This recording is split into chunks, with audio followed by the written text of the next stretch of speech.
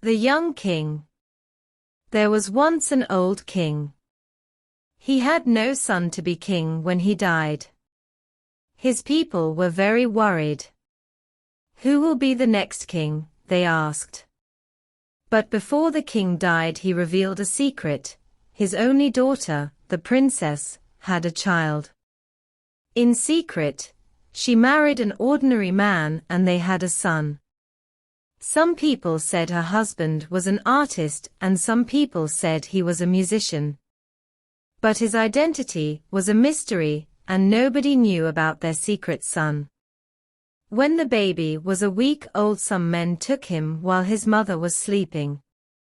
The princess died immediately. Some people said for sadness. Other people said someone gave her poison in a cup of wine. The men left the baby with a very poor family. This poor family lived in the forest and the boy became a shepherd. He looked after goats all day.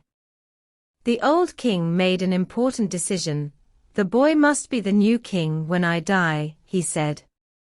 He sent his servants into the forest. Find the boy and bring him here. The servants found the boy and brought him to the palace. When the boy arrived, he was very happy. He immediately fell in love with all the beautiful things around him. He took off his old leather tunic and put on his fine new clothes. Then he began to explore the castle. He ran from room to room admiring all the beautiful statues, paintings and jewels in the palace. The people of the city talked about him. The young king spends all his time admiring statues, they said. Beauty and art are the most important things for him. In fact, the young king was so fascinated with beautiful objects that he wanted more of them.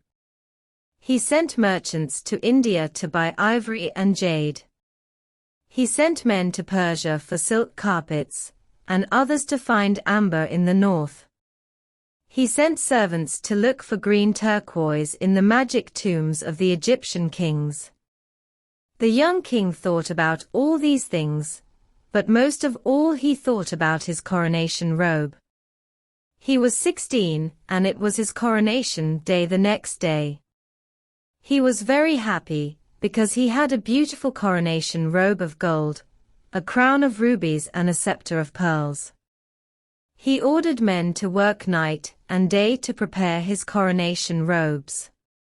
Search the whole world for the biggest rubies for my crown and the most beautiful pearl for my scepter, he said.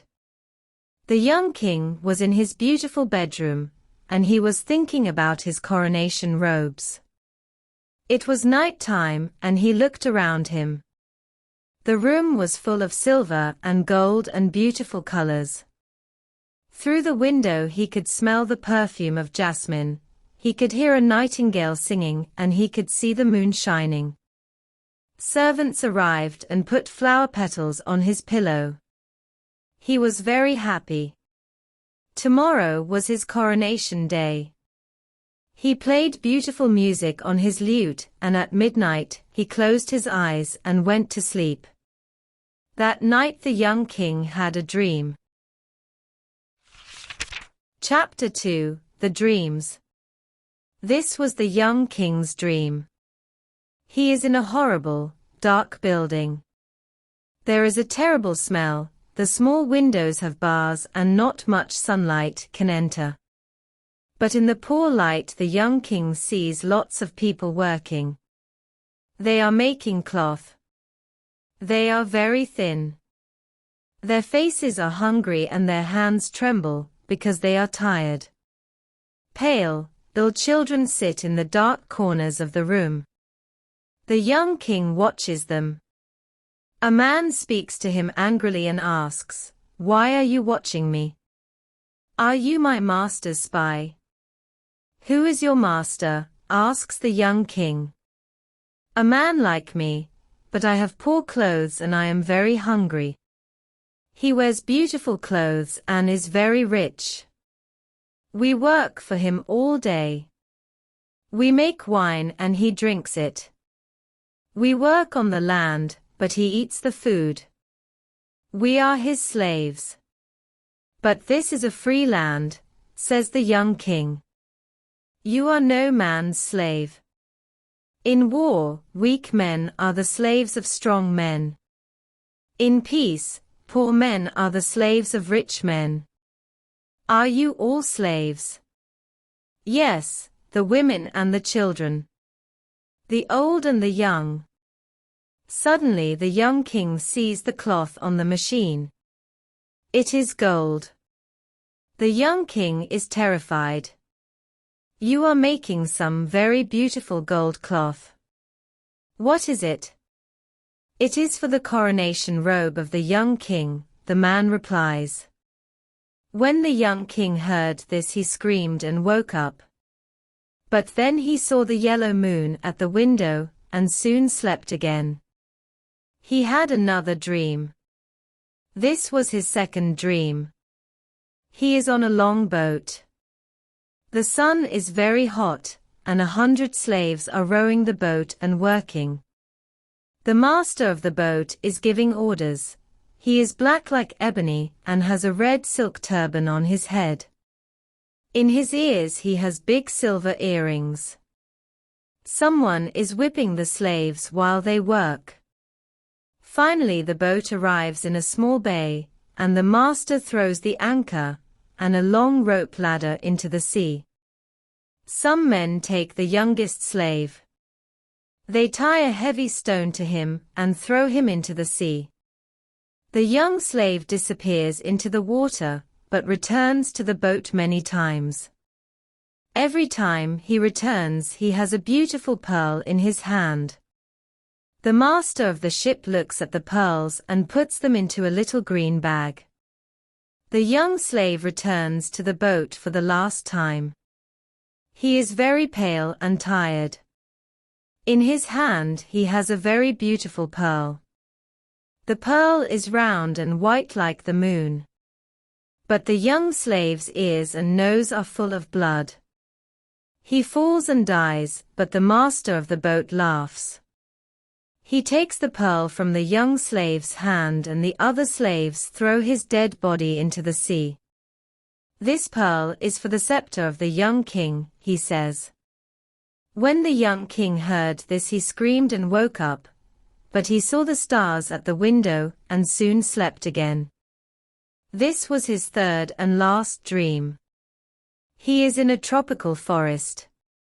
It is full of strange fruit and beautiful, poisonous flowers. There are snakes in the grass, parrots in the trees and monkeys and peacocks all around. The young king sees lots of men working in a dry river.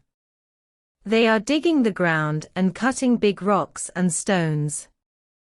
Death and avarice are in a dark cavern. They are also watching the men. Death says to avarice, "Give me 1/3 of your men," but avarice refuses. "No. They are my servants," she says. Death is very angry when he hears this. He sends malaria to kill 1/3 of the men. "What have you got in your hand?" Death asks. 3 grains of corn. "But why are you interested?" she asks. Death says, "Give me 1 grain of corn to plant in my garden." But avarice replies, "No, it is my corn," and she hides the corn in her pocket. Again, Death is very angry when he hears this and calls Fever.